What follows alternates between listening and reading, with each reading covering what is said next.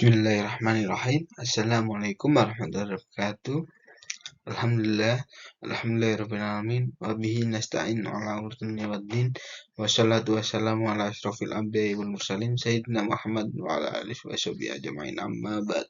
Pertama-tama kita panjatkan puji dan puji syukur kehadirat Allah Subhanahu wa taala yang telah memberi kita kesehatan dan diberi kita inayah serta hidayahnya. Perkenalkan, nama saya Daryl Falansori. Saya di sini akan menjelaskan fatwa dan MUI serta istinbat hukumnya. Dalam mendapatkan fakta, Komisi Fatwa sebagai organ pelaksana MUI yang dalam berfatwa tidak melepaskan diri dari pedoman fatwa yang telah digariskan MUI secara umum. Pedoman fatwa tersebut pertama kali dirumuskan pada tahun 1978 yang diputuskan melalui Rapat Pengurus Paripurna Lengkap Majelis Ulama Indonesia atau MUI.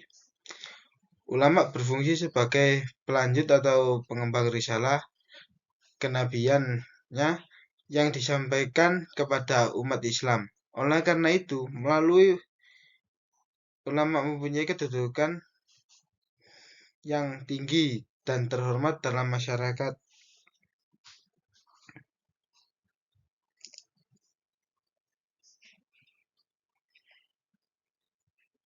Yang pertama yaitu pendekatan nas akli. Ialah pendekatan yang pertama kali digunakan baik dengan cara merujuk kepada nas Al-Quran maupun nas As-Sunnah. Akan tetapi pendekatan ini memiliki keterbatasan karena tidak semua persoalan dapat dirujuk pada nas atau sebab jumlah nas itu tetap, sedangkan jumlah yang jenis persoalannya lebih terhadap harus bertambah atau berkembang.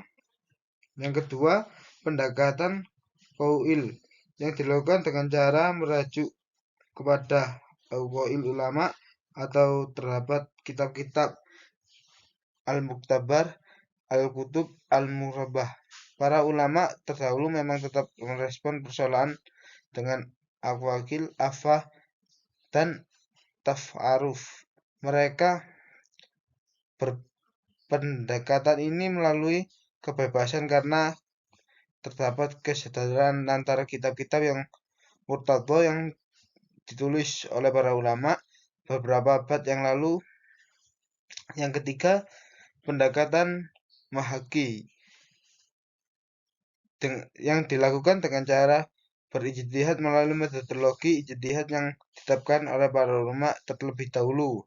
Kedua pendekatan tersebut tidak dapat menyelesaikan persoalan yang dihadapi.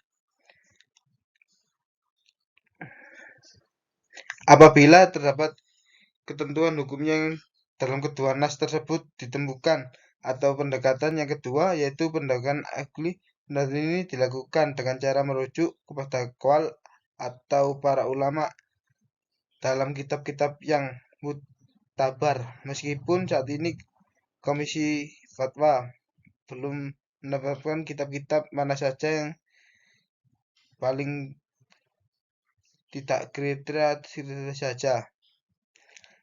Apabila dalam kitab tersebut terdapat salah satu pendapat atau maka diambil pendapat tersebut menyatakan bahwa masalah yang dihadapi tentu saja yang dilakukan atau kajian yang menghadapi terdapat pendapat-pendapat atau dalil-dalil berikut.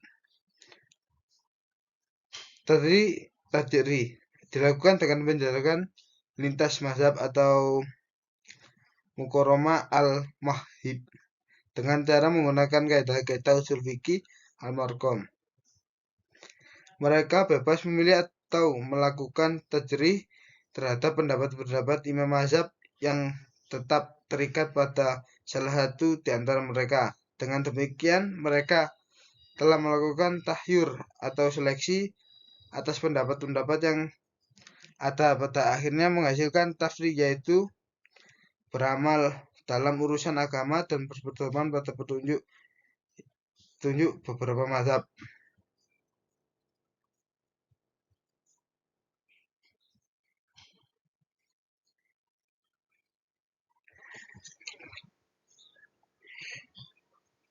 Bagi MUI, istilah tersebut diterima sebagai salah satu metode ijtihad yang kemaslahatnya yang dijadikan pedoman. Dalam hal ini, kemaslahatan umum sebagai terlihat jelas dalam metodologi ijtihad MUI. Kemaslahatan ulama khususnya dalam hal kemasyarakatan yang menyangkut kepentingan orang banyak. Dalam beratus ulama yang dijadikan pertimbangan fatwa MUI. Di antaranya fatwa MUI yang diputuskan menggunakan metode ini adalah fatwa tentang memakan atau membudidayakan kodok. Dalam fatwa tersebut diputuskan membudidayakan kodok hanya untuk diambil manfaatnya, tidak untuk dimakan dan tidak tentang dengan ajaran Islam. Sebab menurut ibadah, kedua komisi fatwa saat ini keharamannya memakan kodok itu masih diperselisihkan oleh para ulama.